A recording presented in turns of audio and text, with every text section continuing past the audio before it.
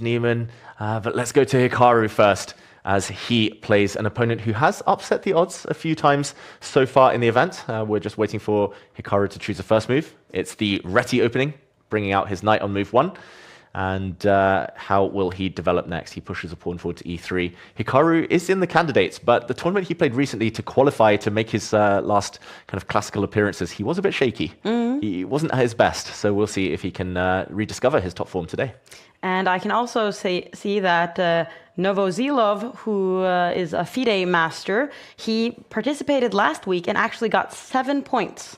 So he hasn't participated before that, but his debut in the Title Tuesday after they changed the format was very good for his level. So Hikaru actually getting quite a difficult opponent here. You don't want to play like a young person who's really good at internet chess. That's he's only 15 years old and has a FIDE rating of 2,446. So this is a good player. Very good player. Nearly 3,000 on chess.com.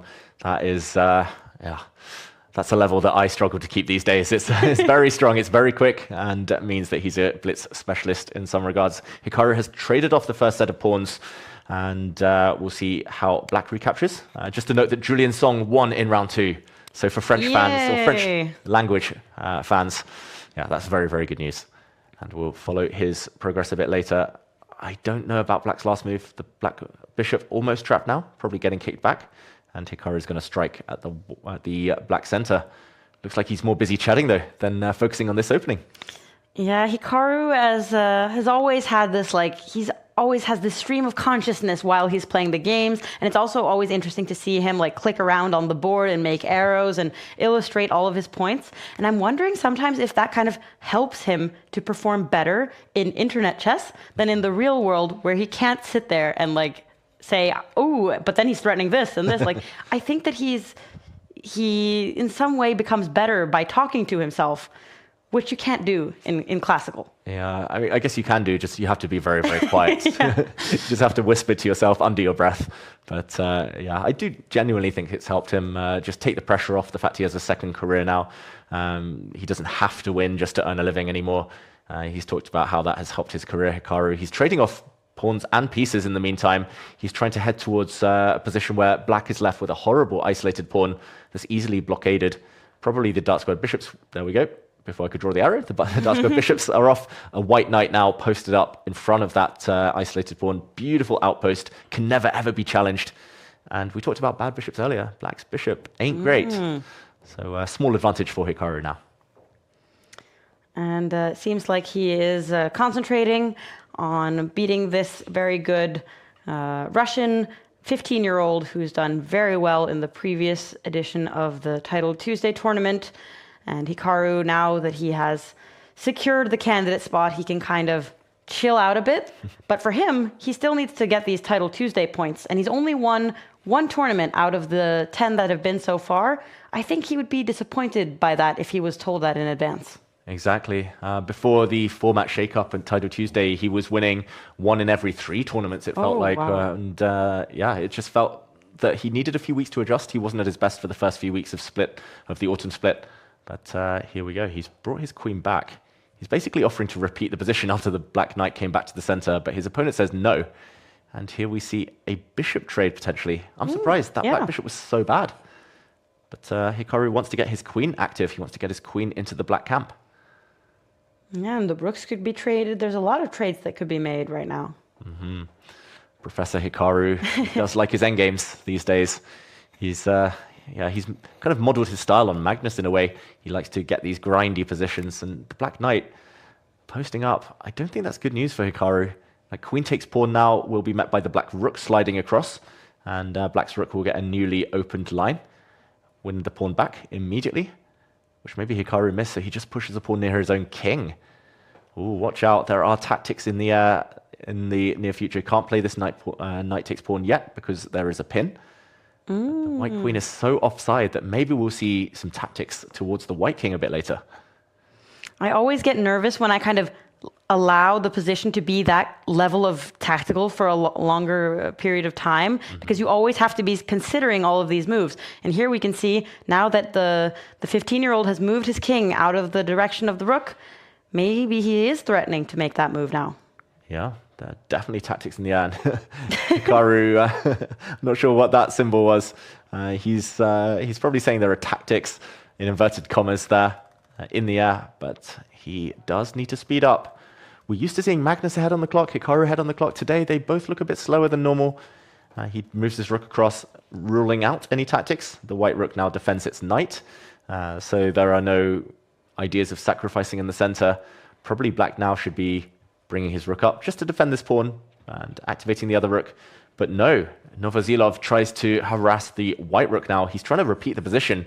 He's trying to say, wherever you go, I'm going to hit you with my knight, and we're going to force a draw. But the white knight is the one that drops back, gaining a tempo against the black queen, and the white rook will try and use the new outpost in the center.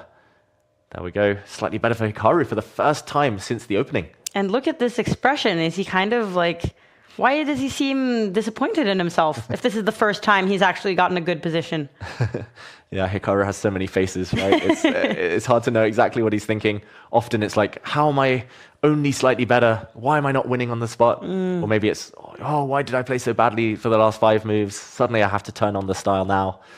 Hikaru does suddenly have a 45-second advantage. Yeah. And growing. How much would you trade a pawn for? How many seconds? Oof. In this situation? 45 seconds. Okay. I would it's that big of an advantage. Exactly. Wow. I think they used to say that one pawn is worth 1 minute, and that's, I think, over the board chess. Online, you can make more moves. Yeah. I'll say 45, and now, I mean, you predicted it, Maud. That pawn's just dropping off soon. Oh, he takes another one, Hikaru, but... Hikaru's opponent, but what about this? What about this move? Hitting the black knight. Oh, that looks scary. Oh, tactics in the air. Magnus has won his game. The pressure is on Hikaru if you want to keep up with Magnus. Okay, he didn't go for that check yet. There were ways for black to stay alive. He takes the pawn back, level material, and weird configuration of rooks. White's rooks centralized, black's rooks more passive, but also controlling squares. Can he keep the momentum going? Is he going to bring his knight forward? That would be the most obvious move in the position. Trying to go on the front foot, try to attack. The white queen needs to get to a better square. He pushes a pawn forward and loses some of the advantage. Black's creating an outside pass pawn now. This one is heating up. This one is getting very, very double-edged now, but the black queen is short of squares. Where's she going to go? So yeah, I forget what I was saying before we started, but that's why everybody's streaming it now, is because they're trying, basically like chess.com and everything. Well, Hikaru is not even focused on the game. He's talking about the fact that people are streaming the games because there is also a prize for the streamer who performs the best in Title Tuesday. So a lot of people are trying out streaming for the first time. But Hikaru, shouldn't you focus on the game right now? Oh, he should have focused earlier maybe, because he did let his advantage slip, but he's winning again suddenly, Hikaru Nakamura, and it's all to do with a skewer along this line. But nope, he's dropped the advantage back. He let his queen get counterattacked by the black knight, which swooped back to defend this pawn. And suddenly, game on. Hikaru still up 20 seconds, still with a big attack potentially, but anything could happen still. 3 results possible. Oh my goodness. And it is quite even on the clocks considering the situation we had earlier. And Hikaru seemed to be talking about completely other things. Is he going to have time to win this game? Suddenly black's better. Oh, the white king. Suddenly there's a checkmate threat on the long diagonal to swoop in with the black queen or to come behind with the black rook. How's he going to block? He offers a queen trade. That might have been necessary, but the black A pawn is going to be dangerous in this endgame if the queens do come off.